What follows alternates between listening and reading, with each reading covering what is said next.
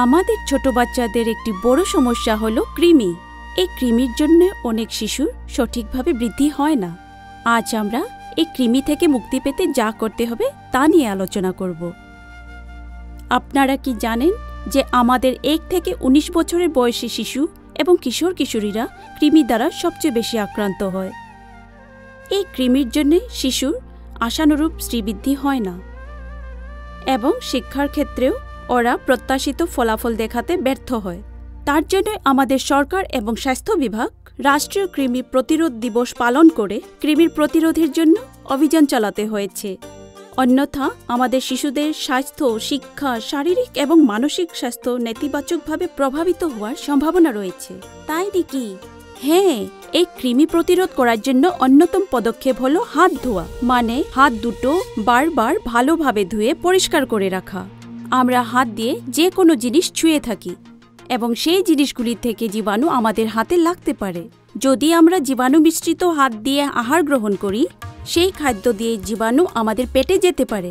বিশেষ করে ছোট ছোট বাচ্চাদের ক্ষেত্রে এমন হয়। সেই পেটে যাওয়া জীবাণু দিয়ে কৃমির সৃষ্টি হয় এবং এই কৃমির জন্যে শিশুর সঠিক বিকাশে বাধা এসে যায়। বড় ব্যাপার দেখি। হ্যাঁ, বড় ব্যাপার, কিন্তু আমরা একটু সচেতন হলে আমাদের শিশুদেরকে এমন বিপদ থেকে বাঁচাতে পারি। বলুন তো, আমরা কি করতে হবে? শিশু এবং কিশোরদেরকে সঠিকভাবে হাত দুটো ধুয়ে পরিষ্কার করে রাখতে শেখাতে হবে।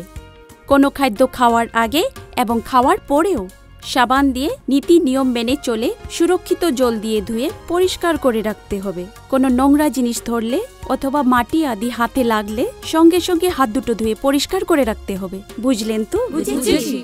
ছেলে মেয়েদের খাওয়ার পাত্র সুরক্ষিত জল দিয়ে ধুয়ে পরিষ্কার করে সম্ভব হলে রোদ্রে শুকিয়ে নিতে হবে।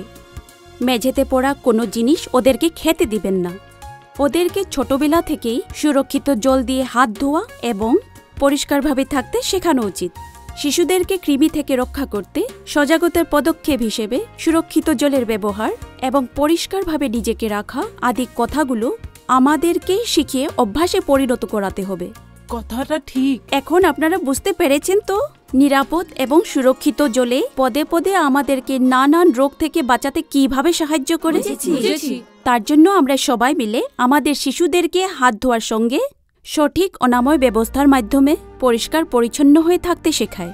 তখনই শিশুদেরকে কৃমি তথা অন্যান্য রোগ থেকে দূরে রেখে ভবিষ্যতে একজন সুনাগরিক হিসেবে গড়ে দিতে সক্ষম হব। বুঝেছেন তো? বুঝেছি।